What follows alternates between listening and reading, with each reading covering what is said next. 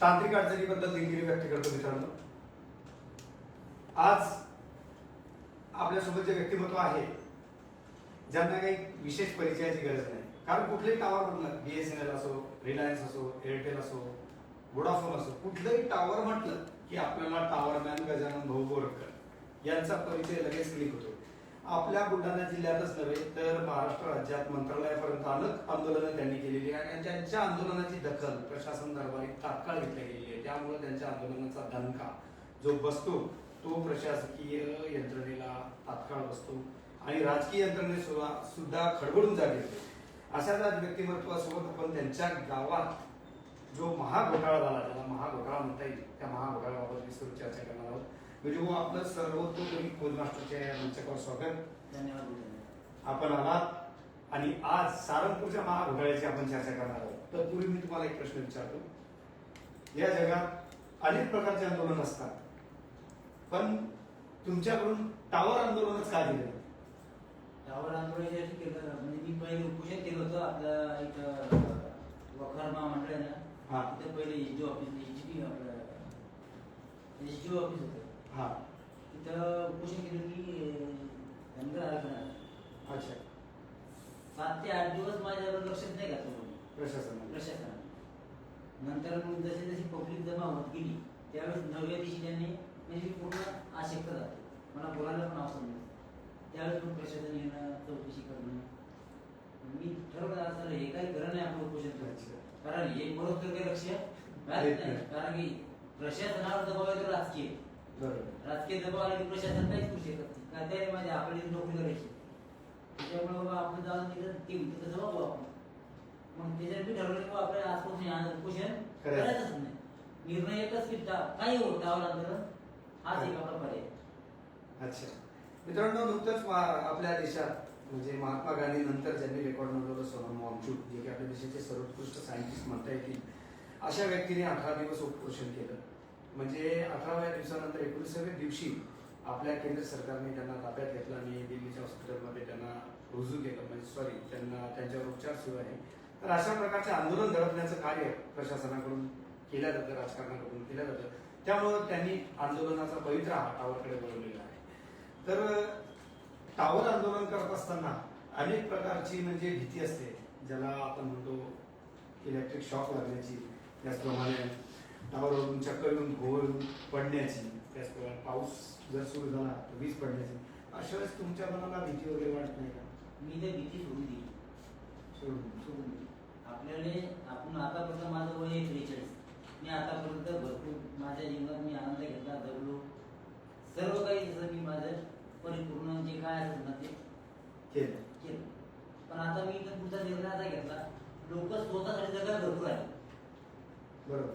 पण मी ठरवलं की बाबा जिथं अन्याय होईल तिथं आपलं आंदोलन हो, उपोषण आपण सुरू टाकलं. उपोषण करायचंच नाही. आंदोलन हो, कुठल्याही प्रकारचं आंदोलन आपण ते करणार. भ्रष्टाचार असो, कोणाला अन्याय झालेला असो, मग पोलीस प्रशासन असो, तिथं आपण जाऊन त्यांना न्याय देण्याचा प्रयत्न करणार. आणि ही माझी पुढची भूमिका अशी राहणार. मला लोक काही काही काम नाही, थोडक्यात स्टंटबाजी करतो. आता लोकांना काय म्हणायचं ते लोक म्हणतील, बोलतात. पण माझी जी भूमिका आहे ती माझी थांबते. समाजाला न्याय देण्यासाठी कोणत्याही प्रकारचं आंदोलन करण्यापासून मी कदाचित मागे हटणार नाही. आज समाज हित हाच माझा वसा आहे असं त्यांनी सांगितलेलं आहे. आता वळूया मूळ मुद्द्याकडे. तुमचं गाव सारंगपूर, सगळे 1000-1200 लोक वस्ती आणि त्या गावात लाखोचा भ्रष्टाचार केला असं तुमचा आरोप आहे. याबद्दल तुम्ही काय सांगा? आमच्या गावामध्ये ग्रामपंचायत सारंगपूर, मेहकर नगरपालिका मी विचारपूस केली तर म्हणजे आम्हाला 40,000 रुपये लोन फवारणी लागतात. मेहकरची लोकसंख्या जातात तालुका लेवलचं गाव आहे. बरोबर. आमचं गाव म्हणजे 1200 लोक वस्ती, त्याच्या नियमाप्रमाणे 1600 लोक वस्ती ग्रामपंचायतच्या. तर 1600 लोक वस्तीमध्ये त्यांनी 65,000ची हे केली, दूर फवारणी केली. म्हणजे मेहकर मोठं का सारंगपूर मोठं?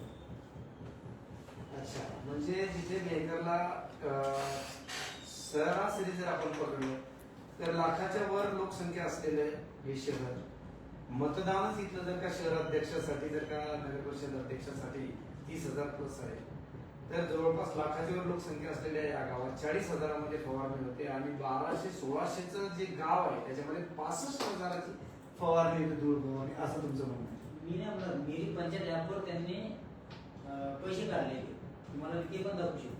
मित्रांनो बघा, प्रशासकीय जी ऍप आहे मेरी पंचायत ऍप, त्याच्यावर त्याचं बिल 65,000. ते किती दिवसात? एका वर्षाचं नाही, एकाच तारखेत काढलं एका वर्षात. एका वर्षाचं, एका दिवसाचं बिल एका वर्षामध्ये कसं काढलं? 65,000.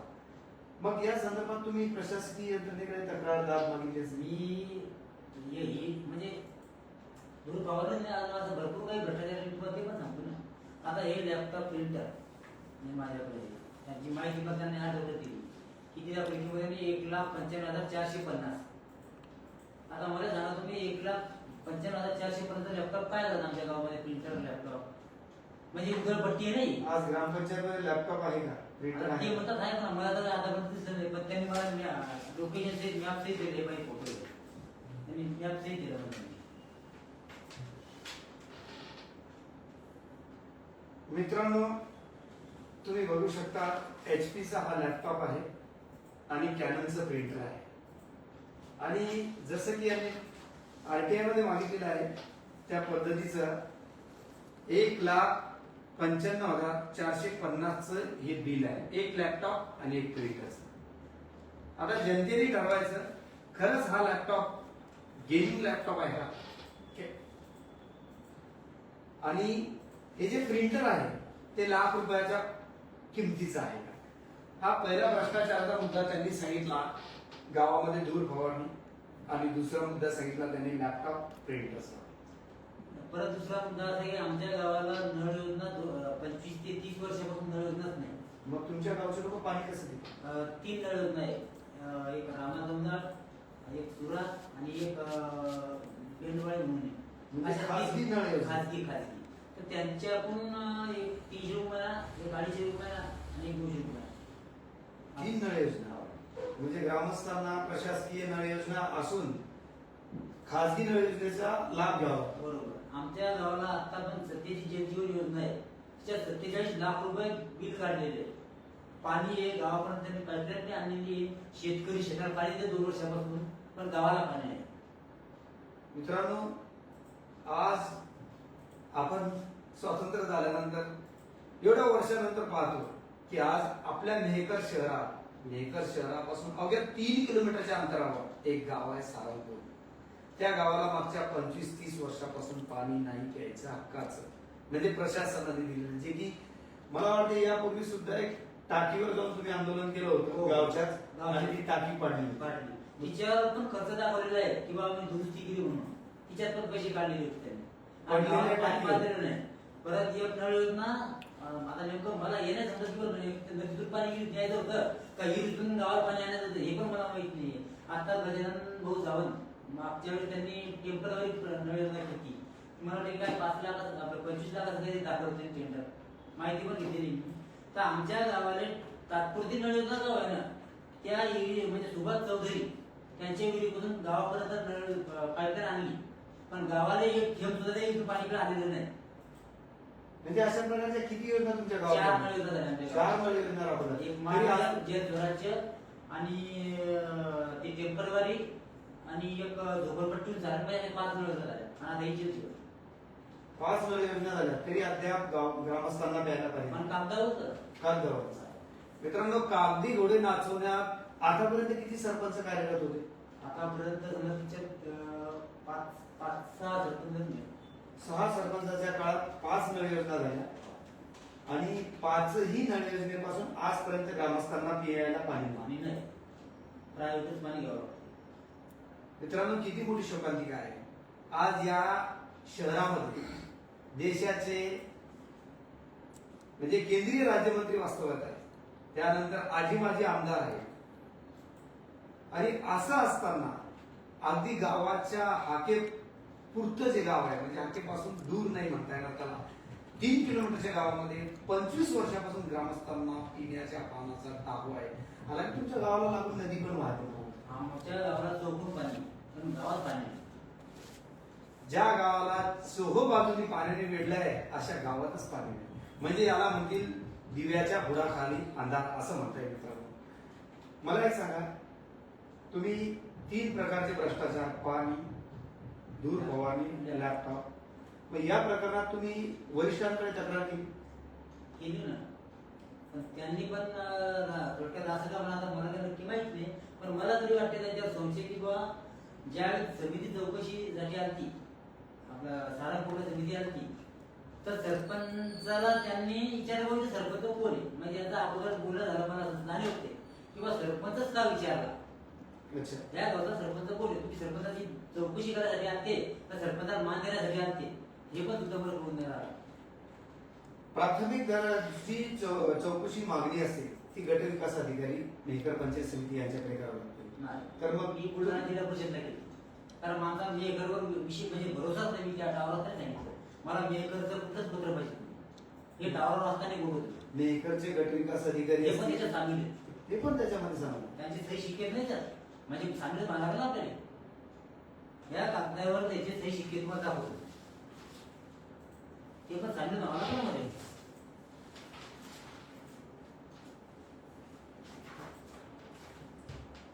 राम रोजगार आम्ही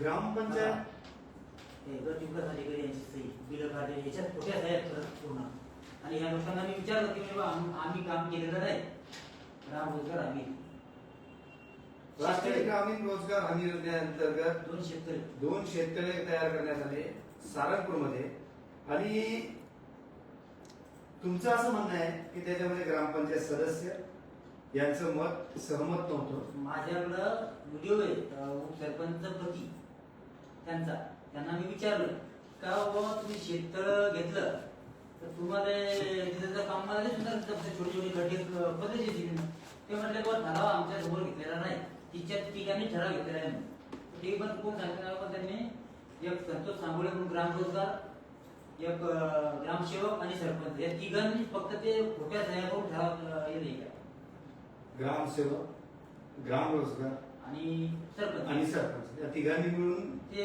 शेततळे दोन शेततळे म्हणून मंजूर केले आणि 3 गड्डे खोदले आणि याच्यात पैसे काढलेले या लोकांचे नाही, किंवा त्यांना विचार तुम्ही येते का खोदायला, ते पण नाही, त्यांनी फक्त आमची नाही संतोष पितळे म्हणून त्याची विहीर खोदण्यासाठी ते डॉक्युमेंट दिले होते, तेच डॉक्युमेंट इकडे जोडले, म्हणजे लोकांच्या दस्तावेजचा गैरवापर आणि सह्या पण त्यात खोट्या सह्या पण आहेत.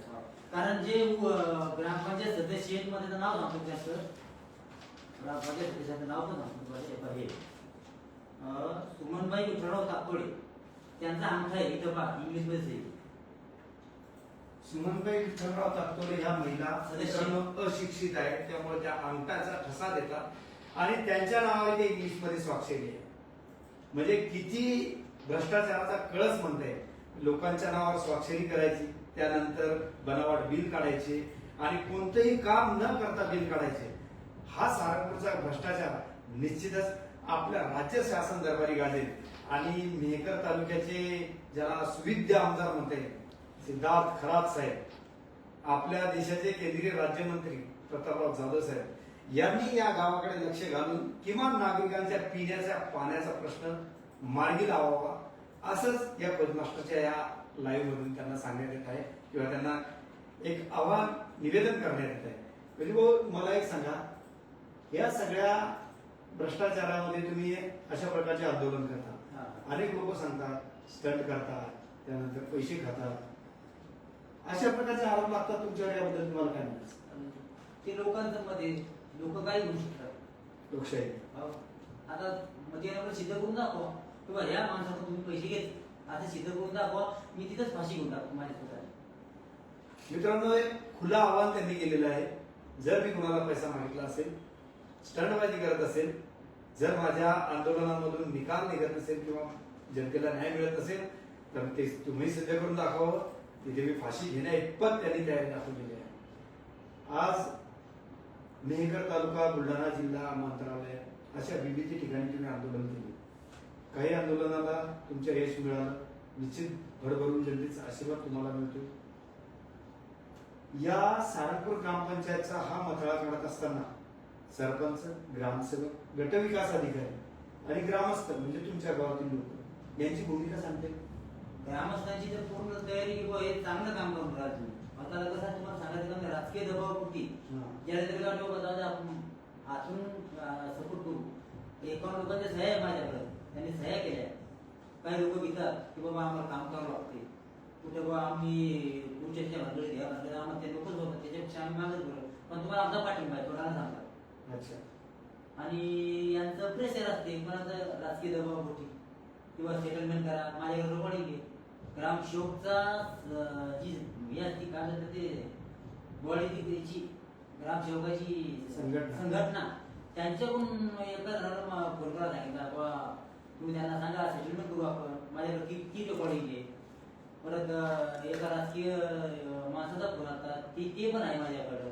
गट विकास अधिकाऱ्याचं काय मत होतं? गट विकास अधिकारी फार वेळेस गेले की म्हणजे थोडक्यात आपण बोलत जावा एकदम उत्तर मिळते, आपण बोलत जावा एकदम उत्तर मिळते आणि स्पष्ट भूमिका ठेवत नाहीत. अशी चाव करतात. माझ्याकडे मी डावी केलेली आहे पहिले. अच्छा. मी त्यांना सांगितलं की बाबा तुम्ही मी आता जर आता पेट्रोल घेऊन तुम्ही पाहिलं असेल पेट्रोल घेऊन तुम्ही पंचायत समितीत की बाबा आमचा ग्रामसेवक हजर नाही. अच्छा. तर त्यांनी मला त्याचं व्हिडिओ पण आहे की बाबा मी बिना वेतन त्याचं हे करतो. आतापर्यंत पण त्यांनी कुठंच लिखित स्वरूपात त्यांनी दिलेलं नाही. तुमच्या ग्रामपंचायतचे रेकॉर्ड सील करायला सांगितले होते सन्माननीय मुख्याधिकारी यांनी, झाले अद्याप सील? नाही. आम्ही गट विकास अधिकाऱ्याच्या नावानं माझ्याकडे लेटर होते, पण तुम्हाला ते पण दाखवून देतो मी. त्यांनी त्या लेटरचं कुठलंच पालन नाही केलं.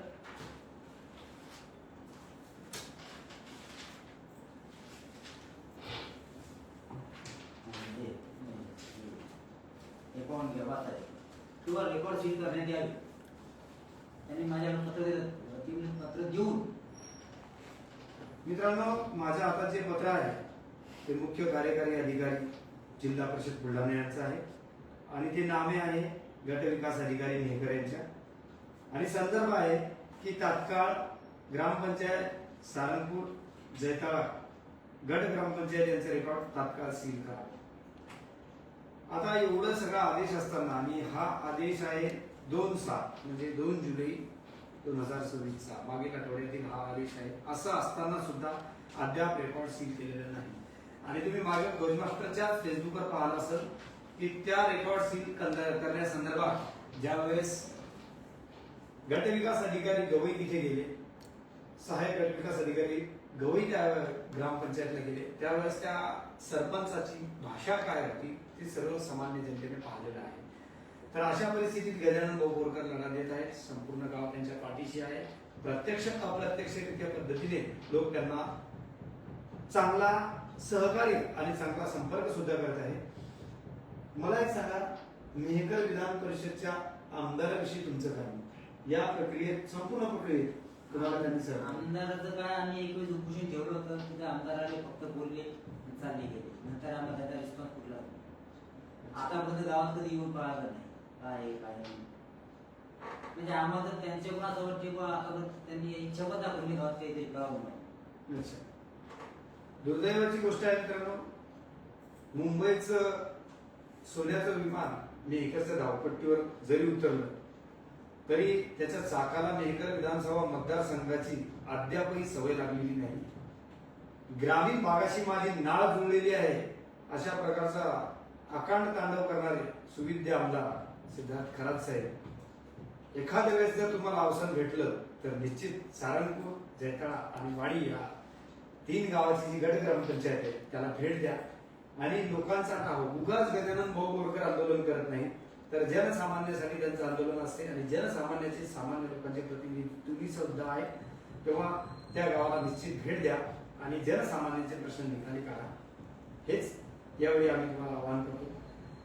आज या चर्चेत जर तुमच्या गावात निष्पक्ष आणि इन कॅमेरा चौकशी व्हावी असं तुमचं मत हो, मी आता अर्ज केला ना शुक्रवारी.